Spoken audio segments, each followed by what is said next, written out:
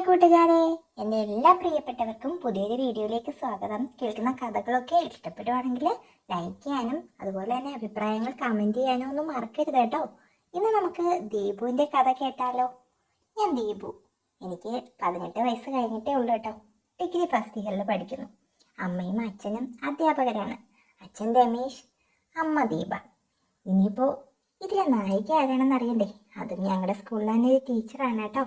പേര് രാജി. അപ്പോൾ ഞങ്ങളുടെ 3 പേരുടെയും കഥയാണ് ഇന്ന് പറയുന്നത്. എല്ലാവരും കഥ മുഴുവനായിട്ട് കേൾക്കാനായിട്ട് ശ്രദ്ധിക്കണേ.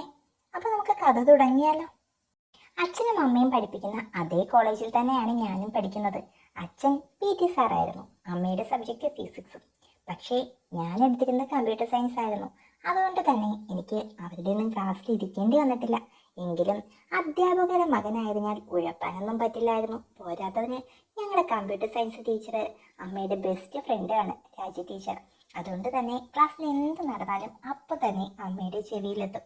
ടീച്ചറെ പറ്റി പറയുവാണെങ്കിൽ വയസ്സ് 39, ഭർത്താവ് ഒരു ഡോക്ടറാണ്, ഒരു കുട്ടിയുണ്ട്, 3-4 വയസ്സുണ്ടെന്ന് തോന്നുന്നു. അമ്മയുടെ ബെസ്റ്റ് ഫ്രണ്ടാണ്. എൻ്റെ പഠനത്തെക്കുറിച്ച് കറക്റ്റായിട്ട് അതാത് ദിവസം അമ്മയ്ക്ക് റിപ്പോർട്ട് കൊടുക്കും. അതുകൊണ്ട് തന്നെ എനിക്കൊന്നും തന്നെ ചെയ്യാൻ പറ്റില്ലായിരുന്നു ക്ലാസ്സിൽ. അച്ഛൻ അങ്ങനെ എൻ്റെ പഠന കാര്യത്തിലൊന്നും വലിയ താല്പര്യമൊന്നുമില്ല. പുള്ളി കൂടുതൽ സ്പോർട്സുമായി ബന്ധപ്പെട്ട കാര്യങ്ങളാണ് എപ്പോഴും പറഞ്ഞു തരുന്നത്. അച്ഛനും ടീച്ചറും തമ്മിൽ ഒരു വഴിവിട്ട ബന്ധവുമുള്ളതായിട്ട് എനിക്കൊരിക്കലും തോന്നിയിട്ടില്ല. പ്രധാന കാരണം ഞാനവരെ ശ്രദ്ധിക്കാത്തത് കൊണ്ടാവാം. പക്ഷേ അച്ഛനും അമ്മയും നല്ല രീതിയിലുള്ള ബന്ധമാണ്.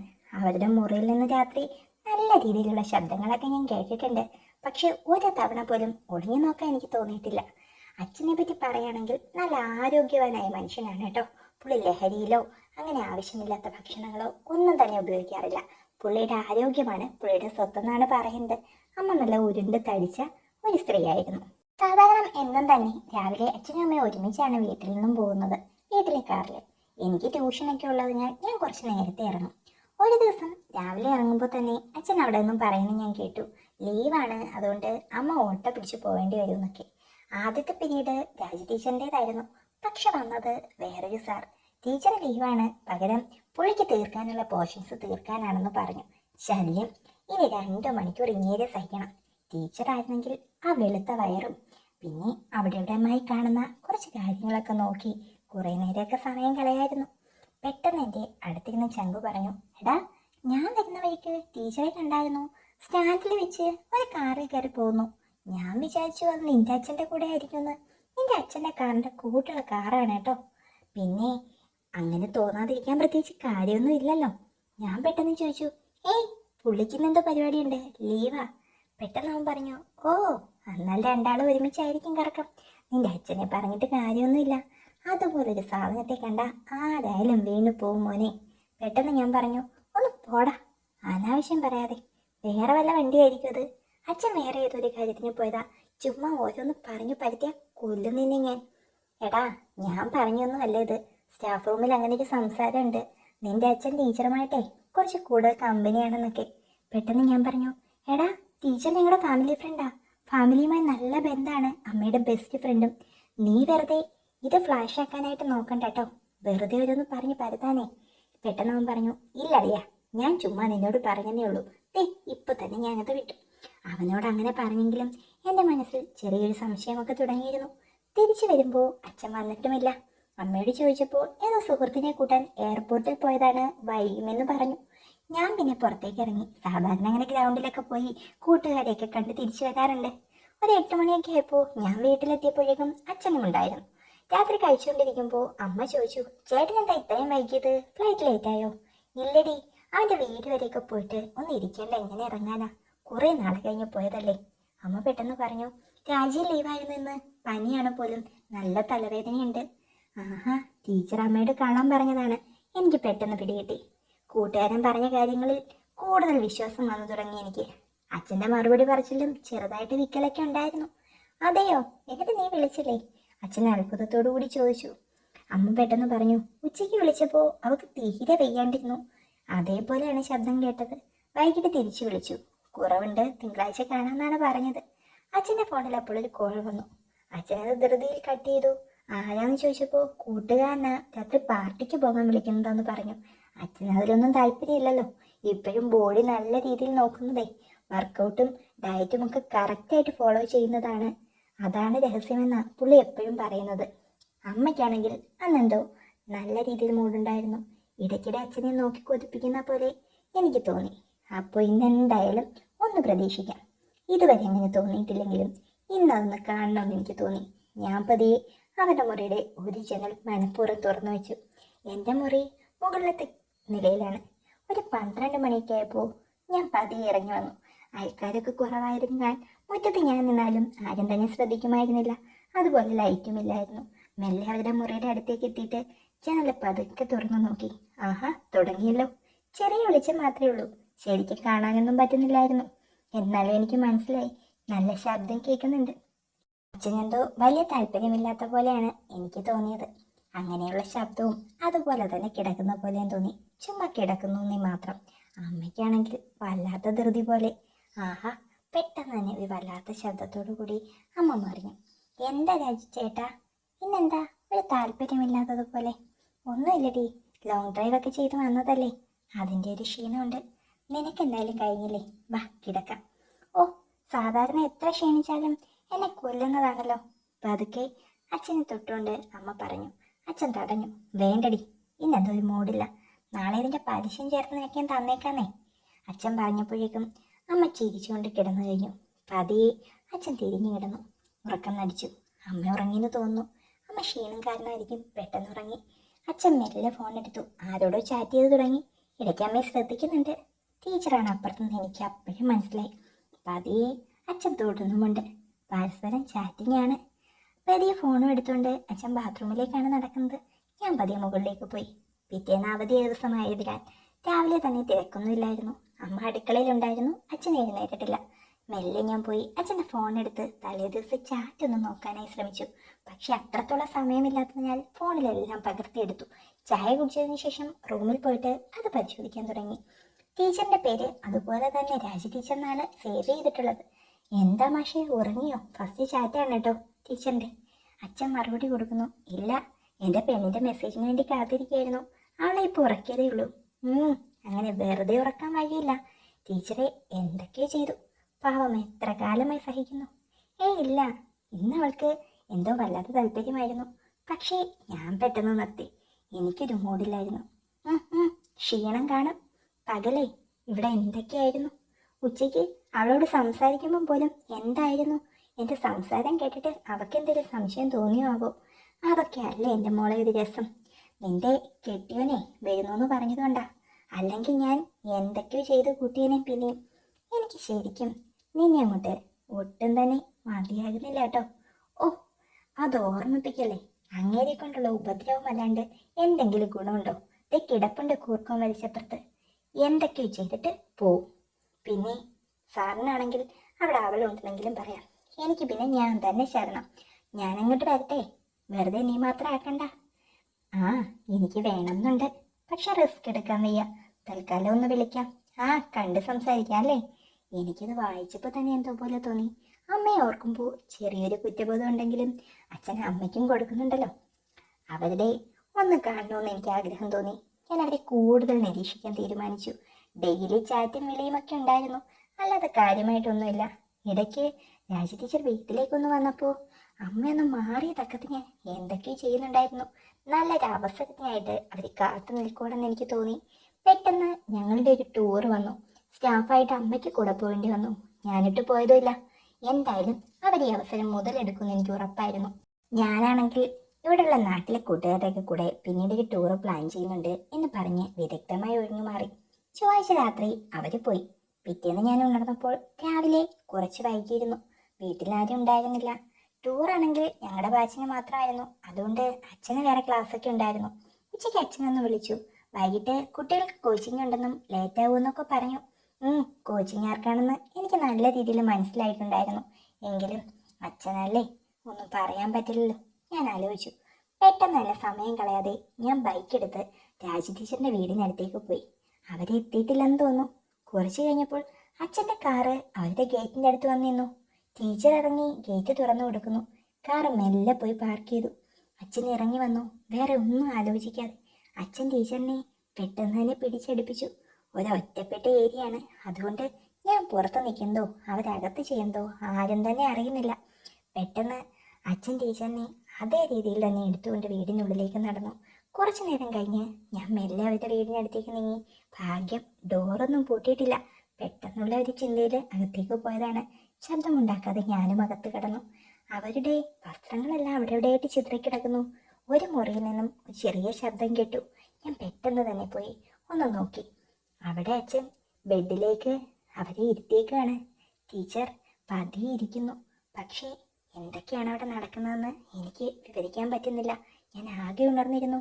അപ്പോഴാണ് ഞാൻ ശരിക്കും അച്ഛൻ്റെ അത് കണ്ടത്. ഓ, എൻ്റെ വായിൽ നിന്ന് ഈ ശബ്ദമാണ് കേട്ടോ പുറത്തു വന്നത്. അച്ഛൻ്റെ കൈകൾ ടീച്ചറിലൂടെ അങ്ങനെ ഇഴങ്ങി നടക്കുന്നു. ടീച്ചറെ കൈ തട്ടിമാറ്റാനുള്ള ശ്രമമൊക്കെ നടത്തുന്നു. പക്ഷേ അത് അവരുടെ അഭിനയമാണ്.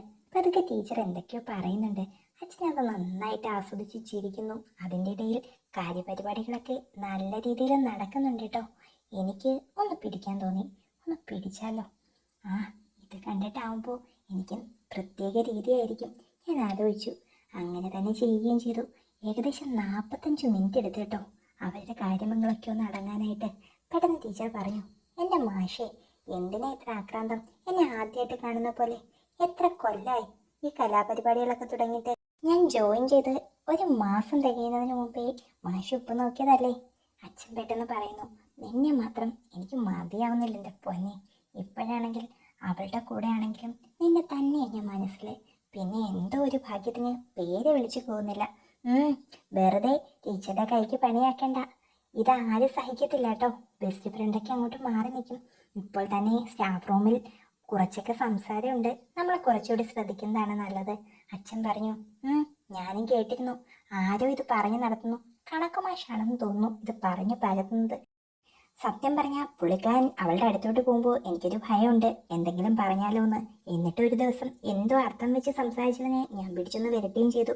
എന്നെ ഒരു ചെറിയ ഭയമുണ്ട് പുള്ളിക്കാരനെ. അതുകൊണ്ട് എന്താവും എന്തോ.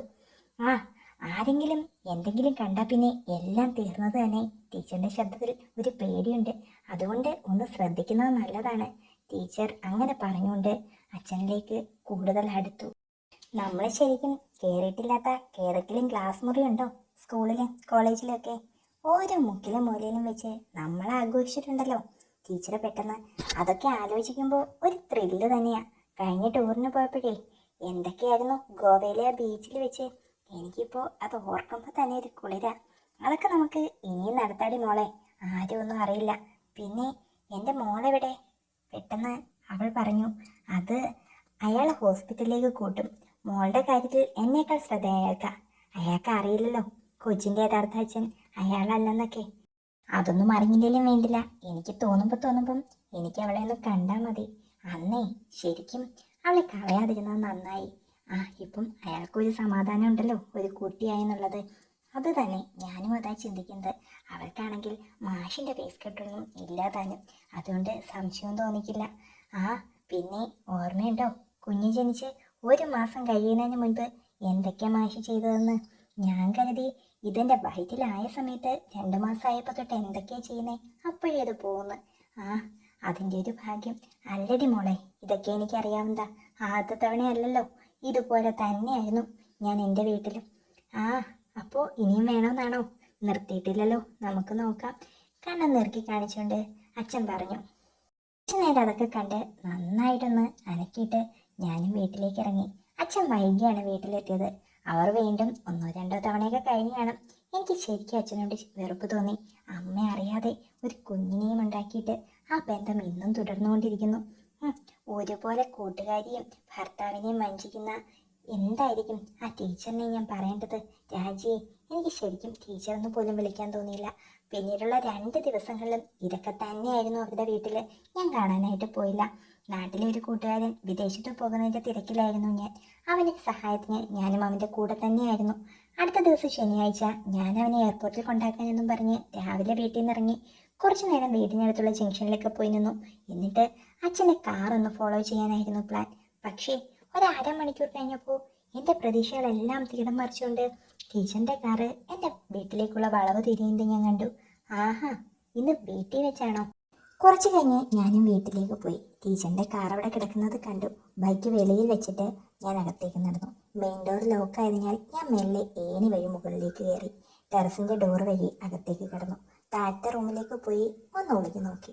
അവർ പരിപാടി തുടങ്ങിയിരുന്നു. രണ്ടുപേരും പരസ്പരം എന്തൊക്കെയോ ചെയ്യുന്നു. എനിക്കാണെന്നുണ്ടെങ്കിൽ ആകെ ഒരു വല്ലാത്ത രീതിയിൽ പെരുത്ത് കയറാൻ തുടങ്ങി. അച്ഛനാണെങ്കിൽ ടീച്ചറെ ടേബിളിലിരുത്തിയാണ് പരിപാടി. പിന്നെ പതിയെ ബെഡിലേക്ക്. ടീച്ചറാണെങ്കിൽ നല്ല ഫോമിലാണ്. കുറച്ച് കഴിഞ്ഞപ്പോഴേക്കും എല്ലാം പോയി. പതിയെ ടീച്ചറിനെ എടുത്തുകൊണ്ട് അച്ഛൻ മുറിയിലേക്ക് പോയി. ഞാൻ വേഗം ഓടി മുകളിലേക്ക് കയറി. പെട്ടെന്ന് കുറച്ച് കഴിഞ്ഞ് ഞാൻ നോക്കിയപ്പോൾ അടുക്കളയിലേക്ക് അവർ പോകുന്നതാണ് കണ്ടത്. എന്നിട്ട് എണ്ണക്കുപ്പിയുമായി വരുന്ന അച്ഛനെ കണ്ടു. ആഹാ, എണ്ണയിലുള്ള പരിപാടിയാണോ ഇനി? പിന്നെ കണ്ടത് പരസ്പരം എണ്ണ തേക്കുന്നവരെയാണ്. ആ, നന്നായിട്ട് ആക്കാനായിരിക്കും. ഒരു കാൽ പൊക്കി ടീച്ചർ പതിയെ സ്ലാബിലേക്ക് വെക്കുന്നത് പിന്നെ ഞാൻ കണ്ടു. പിന്നെ ഒരു അലർച്ചയാണ് കേട്ടത്. അച്ഛന് ഇനിയും ആയിട്ടില്ലേ? ഞാനൊന്ന് ശങ്കിച്ചു നിന്നു. ഒന്ന് നോക്കിയപ്പോൾ മനസ്സിലായി ആയിട്ടില്ല. പിന്നെയും ടീച്ചറെ എടുത്ത് ഹാളിലേക്ക് കൊണ്ടുപോയി. സോഫയിലാണ് പിന്നത്തെ പരിപാടി. കുറേ കഴിഞ്ഞപ്പോഴേക്കും ഒരലർച്ചയോടെ അച്ഛനും അറിഞ്ഞു. ടീച്ചറാണെങ്കിൽ സോഫയിൽ തന്നെ തളർച്ചയോടെ കിടന്നു. അച്ഛൻ കുറച്ച് കഴിഞ്ഞപ്പോൾ പോയി കുളിച്ചു വന്നു. എന്നിട്ട് ടീച്ചറോടായിട്ട് പറഞ്ഞു, രാജി പോയി കുളിച്ചിട്ട് വാ, നമുക്ക് പുറത്തേക്ക് ഒന്ന് കറങ്ങിയിട്ട് വരാം. ആഹാ, എന്നിട്ട് വേണം ആരെങ്കിലും കാണാൻ, നമുക്ക് ഇവിടെ തന്നെ ഇരുന്നാൽ പോരെ? കുറേ പ്രാവശ്യം. ഓ എൻ്റെ പൊന്നെ, നിനക്ക് എന്താ ഇത്? ഇങ്ങനെയുള്ള ഒരെണ്ണത്തിനെ ഞാൻ കണ്ടിട്ടുള്ളൂ. എന്തോന്നാ ഇത്? എനിക്ക് ഇത്രയൊന്നും പറ്റില്ല കേട്ടോ. ചിരിച്ചുകൊണ്ട് അച്ഛൻ അവരെ അടക്കി പിടിച്ചു. പതിയെ ടീച്ചർ എഴുന്നേറ്റ് നടന്നു. അവരുടെ നടത്ത കണ്ടാലറിയാം ആകെ പ്രശ്നമായിരിക്കുകയാണെന്ന്. പതിയെ അച്ഛനാണെങ്കിൽ അവരുടെ ബാക്കിനിട്ടൊരടി കൊടുത്തു. ടീച്ചർ തിരിഞ്ഞ് തല്ലാനായി കൈയൊങ്ങി. അച്ഛൻ തടഞ്ഞുകൊണ്ട് അവരെ ചുമലിനോട് ചേർത്ത് നിർത്തി. ആ, ഇനിയിപ്പോൾ ഉടനെ അടുത്തതോ? ഞാൻ ആകെ ഞെട്ടിപ്പോയി. ടീച്ചറാണെങ്കിൽ ഇക്കിളി കൊണ്ട് പുളയുന്നതുപോലെ ഒരു ശബ്ദം പുറത്തു വന്നു. രണ്ടാളും റെഡിയായി ടീച്ചറുടെ കാറിൽ കയറി ടൗണിലേക്ക് വിട്ടു. അവർ നേരെ പോയി ഒരു റെസ്റ്റോറൻറ്റിൽ കയറി ഭക്ഷണമൊക്കെ കഴിച്ച് തുടർന്ന് ഒരു തിയേറ്ററിലേക്കാണ് കാറ് പോയത്. ടൗണിൽ നിന്ന് അല്പം മാറിയുള്ളൊരു ലോക്കൽ തിയേറ്ററാണ്. പടമാണെങ്കിൽ പക്ക കൂതറ. അവരുടെ ഉദ്ദേശം പടം കാണലല്ലാന്ന് എനിക്ക് നന്നായിട്ടറിയാം. ആകെ 10-15 പേരേ ഉള്ളൂ പടത്തിന്. ഞാനും ഒരു ഒഴിഞ്ഞ മൂലയിലിരുന്നു. കൂടുതലും കപ്പിൾസാണ്. പടം തുടങ്ങിക്കഴിഞ്ഞ് അവർ കാണാതെ അവരുടെ സീറ്റിന് പിന്നിലേക്ക് മാറിയിരുന്നു ഞാൻ. പടം തുടങ്ങി കുറച്ച് കഴിഞ്ഞപ്പോൾ തന്നെ പരസ്പരം അവർ പരിപാടി തുടങ്ങി. എണീറ്റ് നോക്കിയപ്പോൾ രണ്ടുപേരുടെയും കൈകൾ ഉള്ളിൽ പരസ്പരം ചെയ്തു കൊടുക്കുകയാണ്. ഇന്റർവെല്ലിന് മുമ്പേ കാര്യം കഴിഞ്ഞു. ഇന്റർവെല്ലായപ്പോൾ ഡ്രസ്സൊക്കെ നേരെയാക്കിയിട്ട് പതിയെ രണ്ടുപേരും എഴുന്നേറ്റു. സെക്കൻഡ് ഹാഫ് തുടങ്ങി കഴിഞ്ഞപ്പോഴാണ് കേട്ടോ ഞാൻ പുറത്തിറങ്ങി നോക്കിയപ്പോൾ പതിയെ ലേഡീസ് ടോയ്ലറ്റിലേക്കാണ് രണ്ടുപേരുടെയും പോക്ക്. ഇവർക്ക് പബ്ലിക്കായിട്ടുള്ള കാര്യമാണ് കൂടുതൽ ഇഷ്ടമെന്ന് എനിക്ക് മനസ്സിലായി. ഞാൻ മെല്ലെ ഒന്ന് നോക്കിയപ്പോൾ ഒരു ശബ്ദമൊക്കെ കേൾക്കാം. ഞെരക്കലും മൂളലുമൊക്കെ. ബാത്റൂമിൻ്റെ അടിവശത്തു കൂടി ഞാനൊന്ന് നോക്കിയപ്പോഴേക്കും സ്വർണ്ണക്കൊലുസൻ ഞാൻ ടീച്ചറിൻ്റെ കാലുകൾ കാണാം. പക്ഷേ താഴെ ചുറ്റിപ്പിണഞ്ഞു കിടക്കുന്നത് അവരുടെ തന്നെയാണ്. അച്ഛൻ അവരെ ചുവരിലേക്ക് ചാരി നിർത്തിയിരിക്കുകയാണെന്ന് മനസ്സിലായി. തുടർന്ന് പിന്നെ അവരിറങ്ങിയപ്പോഴേക്കും എനിക്ക് മനസ്സിലായി ഇനിയിപ്പോൾ ഉടനെയൊന്നും കാണില്ല. പിന്നെ വേറെ കറക്കത്തിനൊന്നും പോകാതെ നേരെ വീട്ടിലേക്ക് തിരിച്ചു വിട്ടു. വീട്ടിലെത്തുമ്പോഴേക്കും 6 മണിയൊക്കെ ആയിരുന്നു. അച്ഛൻ എന്നെ വിളിച്ച് എവിടെയാണെന്ന് അന്വേഷിച്ചു. ഞാൻ പറഞ്ഞു ഞാൻ ഉടനെ എത്തുമെന്ന്. അപ്പോഴേക്കും അവർ എൻ്റെ റൂമിലേക്ക് കിടക്കുന്നത് ഞാൻ കണ്ടു. എൻ്റെ റൂമിലും എന്തൊക്കെയോ വീണിട്ടുണ്ട്. എനിക്കാകെ സമാധാനമായി. രാത്രിയിൽ ഇതൊക്കെയൊന്നും മണപ്പിക്കാമല്ലോ.